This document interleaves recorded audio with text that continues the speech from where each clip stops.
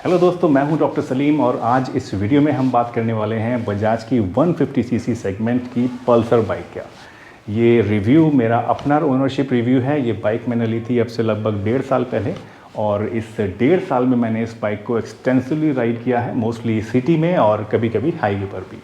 तो इस वीडियो में मैं आपके साथ अपना पूरा एक्सपीरियंस शेयर करने वाला हूं कि मुझे ये बाइक कैसी लगी, इसमें मुझे क्या अच्छाइयाँ लगी, क्या बुराइयाँ लगी और क्या आपको ये बाइक लेनी चाहिए या नहीं चाहिए। तो चलिए इस वीडियो को शुरू करते हैं और इस बाइक के बारे में सब कुछ जानते हैं। अपनी बाइक के पास चलते हैं जो कि बाहर खड़ी है और फिर एक छोटी सी राइड लेते हैं और इस बाइक की परफॉर्मेंस के बारे में थोड़ी सी और बात करते हैं। चलिए। So guys, this is the bike I was talking about. ये है मेरी वो बाइक जिसका मैं ओनरशिप रिव्यू आज आप लोगों को दे रहा हूँ। तो चलिए शुरू करते हैं इस रिव्यू को और देखते हैं इस बजाज पल्सर बाइक का परफॉर्मेंस कैसा है। आई होप कि ये रोड हमें थोड़ा खाली मिले ताकि इस रोड पर हम परफॉर्मेंस कर पाएँ। Second gear, rev all the way till 7000 RPM. The bike shoots like a bullet. All the way is still 6000 RPM in first gear, 8000 RPM in second gear, and second gear में हम already touch कर चुके हैं 60 km/h in second gear, and now we are in third gear and we have already touched 71 km/h speed. So अभी road condition ज़्यादा भगाने वाली नहीं लग रही है मुझे। So स्पीड को हम 60-70 पर ही मेंटेन रखेंगे बिकॉज़ सेफ्टी पहले है। तो जो मैंने देखा है अपने इस 1-1.5 साल में दोस्तों, ये जो हमारी बाइक है ये रेव को बड़ा पसंद करती है। It loves to be revved hard. मतलब इसको आप अगर रेव करोगे अच्छे से, यानी आफ्टर 5000 RPM जो बाइक है वो अपने असल कैरेक्टर में आती है और आपको जो मज़ा है, जो फन है वो आता है। एक पंच मिलता है आपको 5000 RPM के बाद। उससे पहले भी ठीक है, सिटी राइड के लिए भी बहुत बढ़िया बाइक है, मुझे ऐसा कोई कंप्लेंट नहीं है। बट हाँ, जब आप इसको हाईवे पर लेकर निकलते हैं तो आपको अगर इससे एक्चुअल परफॉर्मेंस लेनी है तो उसके लिए आपको इसको थोड़ा पुश करना पड़ेगा। तो अब सबसे पहला क्वेश्चन जो हमारे मन में या आप सबके मन में आ रहा होगा वो ये होगा कि मैंने ये बाइक क्यों ली और इसके पीछे क्या क्राइटेरिया था, मेरी क्या रिक्वायरमेंट्स थी। देखिए, जब मैंने ये बाइक ली उससे सिर्फ 1 महीना पहले ही मैंने यामाहा की जो सेकेंड जनरेशन FZS 150 बाइक आई थी वो मैंने परचेज़ करी थी। वो बाइक बहुत बढ़िया थी चलाने में, फ्यूल इंजेक्टेड उसका इंजन था और बहुत ही रिफाइंड मोटर थी, ABS था, मतलब सब कुछ था उस बाइक में जो मुझे चाहिए था। और सीटिंग पोस्चर बहुत अच्छा था, अपराइट सीटिंग पोस्चर था, सीट बहुत अच्छी थी, कंफर्टेबल थी। मतलब उस बाइक को आप कहीं पे लेके भी जा सकते हो, लॉन्ग टूर पे या कहीं राइड पर। तो उस हिसाब से मैंने वो बाइक ली थी। लेकिन जब मैंने वो बाइक ली तो मुझे उस बाइक में कंफर्ट की थोड़ी कमी महसूस हुई। जो उसके शॉकर्स थे, जो सस्पेंशन था वो काफ़ी स्टिफ था, जिसकी वजह से मुझे प्रॉब्लम हुई। इवन छोटे से छोटा भी गड्ढा मतलब बहुत ज़्यादा शार्पली आपको लगता है, उसमें आपकी स्पाइन जो है ना वो रोने लगती है। तो इस वजह से मुझे वो बाइक सेल करनी पड़ी अपने दिल पे पत्थर रख के।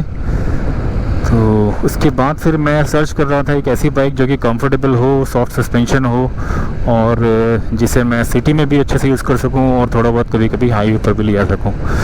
तो उस हिसाब से मुझे पल्सर अच्छी लगी। मैंने इसकी टेस्ट राइड ली तो मुझे काफ़ी सॉफ्ट इसके सस्पेंशंस लगे, जो वाकई में काफ़ी सॉफ्ट हैं, काफ़ी कहना चाहिए कंफर्टेबल हैं। आसानी से आपको ज़्यादा झटके फील नहीं होते हैं और इसके अलावा जो इसकी सीटिंग पोस्चर है वो भी अच्छा है। फ्यूल इफिशिएंसी की अगर हम बात करें तो ऑन एन एवरेज जो ओवरऑल मुझे लगा है इस बाइक से जो फ्यूल इफिशिएंसी मिली है, एक दो बार मैंने टैंक टू टैंक भी कैलकुलेट करी है, वो near about 40 kilometres per litre मुझे इसका फ्यूल इफिशिएंसी मिलती है, which I think is decent enough for a 150 cc bike. तो no complaints in the department of fuel efficiency, बहुत अच्छी है। और अब हम ये आ गए हैं नेशनल हाईवे पर। नेक्स्ट अगर हम बात करते हैं लुक्स की, तो looks of course subjective matter है, सबको अलग अलग चीज़ें पसंद आती हैं, किसी को कुछ किसी को कुछ। तो लुक्स वैसे भी मेरा कोई प्राइमरी क्राइटेरिया नहीं था बाइक लेने के लिए। मेरा जो प्राइमरी क्राइटेरिया था वो था फ्यूल इफिशिएंसी, कंफर्ट और रिलायबिलिटी। तो लुक्स वाइज नो डाउट ये बाइक जो है थोड़ी डेटेड लगती है, बिकॉज़ काफ़ी पुरानी बाइक हो चुकी है और इससे काफ़ी नई नई अट्रैक्टिव और बड़ी स्मार्ट दिखने वाली बाइक्स भी अब मार्केट में हैं। बट स्टिल पुरानी होने के बावजूद भी ये बाइक आप ये नहीं कह सकते कि बुरी लगती है। It still looks very handsome. एक माचो अपील है इस बाइक के अंदर, और जिसकी वजह से ये बाइक मुझे अपील करी, और मेरे ख्याल में बहुत सारे यंगस्टर्स, कॉलेज बॉयज़ को भी ये बाइक काफ़ी पसंद आती है। Out on the highway, just give the throttle all the way up and it flies away. As you can see, we are on 90 kilometers per hour, 93, okay, 95, but इससे ज़्यादा हम अभी नहीं जाएंगे, बिकॉज घर वाले भी अभी ये वीडियो देखेंगे तो मेरे बच्चे और मेरी वाइफ मुझसे पूछेंगे कि यार इतनी फास्ट बाइक क्यों चला रहे थे, वो भी विदाउट एनी गियर्स। अभी हमने गियर भी नहीं पहने हैं बाइकिंग, तो भाई ज़्यादा फास्ट भगाना भी सही नहीं है।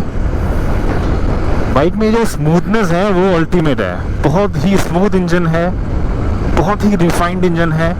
हल्की सी आपको वाइब्रेशंस फील होती हैं जब आप, जैसे अभी मैं 70 प्लस स्पीड पे चल रहा हूँ, तो इस टाइम आपको हल्की सी वाइब्रेशंस आपके हैंडल बार पे या सीट पर महसूस होंगी।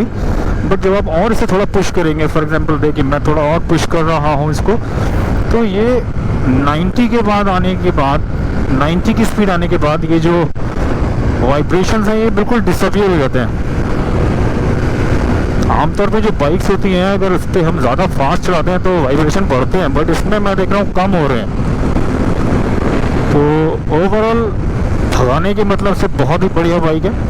150 सीसी है, मेरे ख्याल में इतनी अच्छी बाइक और इतने रीजनेबल रेट्स पर आपको शायद ही कोई दूसरी मिलेगी।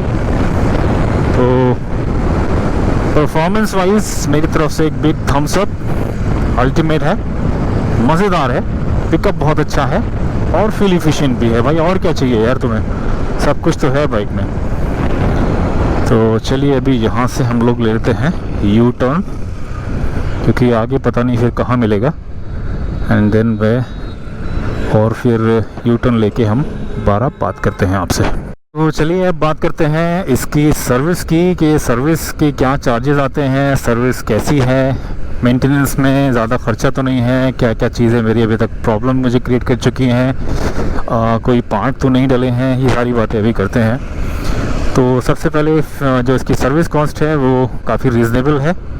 First service, second service and third service मेरी फ्री हुई थी, उसमें मुझे कोई भी प्रॉब्लम नहीं आई, ना कोई मुझे खर्चा हुआ। सिर्फ और सिर्फ जो इंजन ऑयल मेरा इसमें चेंज हुआ उसका खर्चा मुझे करना पड़ा, वो नियर अबाउट 500-600 रुपीज़ था कुछ, और इसके अलावा कोई और मुझे प्रॉब्लम ऐसा नहीं आई है। एक प्रॉब्लम जो मैंने इसमें फ़ेस करी वो थी मेरी बैटरी ब्रेकडाउन की। जो मेरी बाइक में बैटरी थी वो पता नहीं कैसे विदाउट एनी, मतलब कोई इसमें प्रॉब्लम नहीं थी, कोई मेरी तरफ से भी कोई ऐसा इशू नहीं था, अचानक से वो बैटरी मेरी ड्रेन हो गई। और उसके बाद मैंने काफ़ी बाइक को चलाया इस उम्मीद से कि शायद ये मेरी बैटरी दोबारा से चार्ज हो जाए, बट वो चार्ज नहीं हुई और बैटरी मेरी जो थी वो डेड हो गई।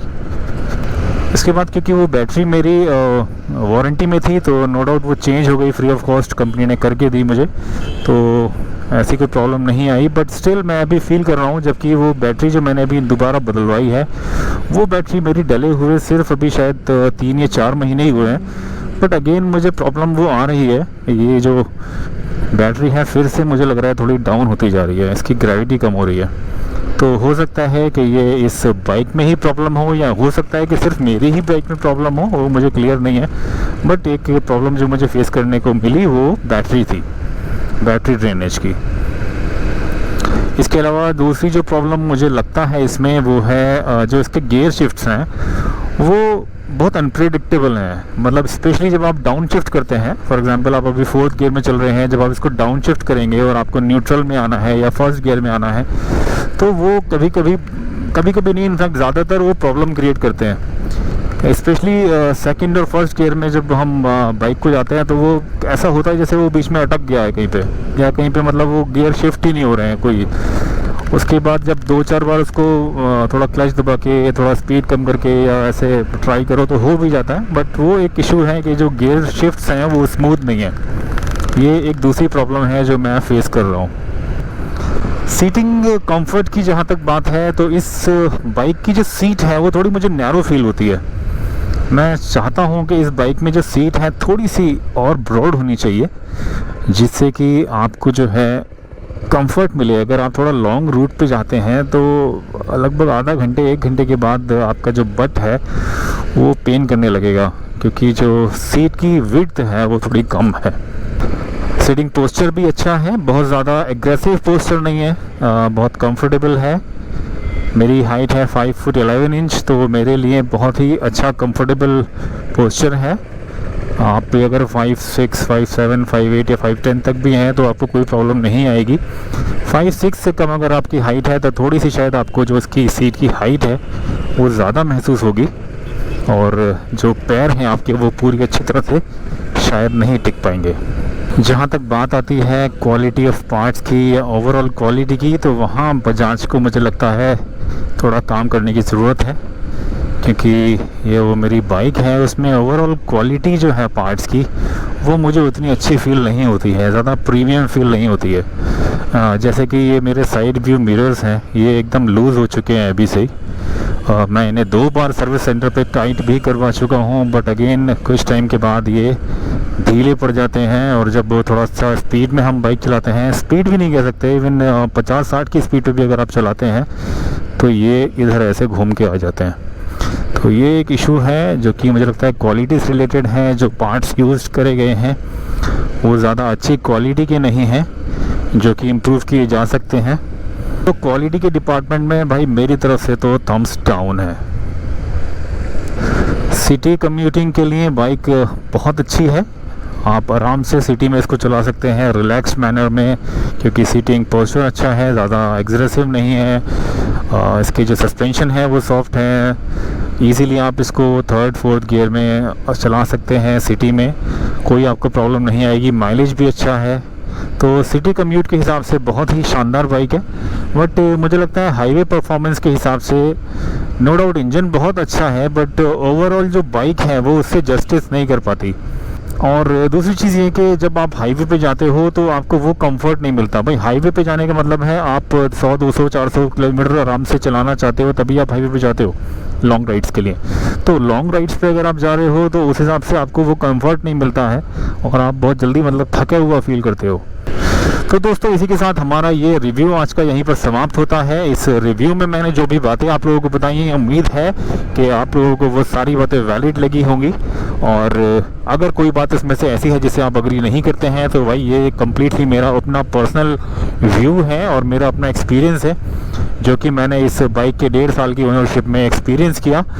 तो हो सकता है कि आपके लिए कुछ चीज़ें मायने नहीं रखती हों या कुछ चीज़ों से आपको फ़र्क नहीं पड़ता हो। जो भी कुछ मैंने बताया, चाहे वो अच्छा था चाहे वो बुरा था, वो मेरी अपनी एक्सपीरियंस थी जो मैंने आप लोगों के साथ शेयर करी। और उम्मीद है कि ये एक्सपीरियंस, ये बातें आप लोगों को एक इन्फॉर्म्ड डिसीजन लेने के लिए काफ़ी मदद करेंगी अगर आप किसी 150cc बाइक को परचेज़ करने जा रही हैं तो चलिए इसी के साथ इस वीडियो को यहीं पे समाप्त करते हैं और आपसे मिलते हैं किसी दूसरी वीडियो में किसी अच्छी लोकेशन के साथ, किसी अच्छे टॉपिक के साथ। तब तक के लिए अपना बहुत ध्यान रखिए, बड़ों का सम्मान कीजिए, बच्चों से प्यार कीजिए और अपनी लाइफ को जीते रहिए मस्ती के साथ, क्योंकि ज़िंदगी दोस्तों सिर्फ एक ही बार मिलती है। चलिए, धन्यवाद।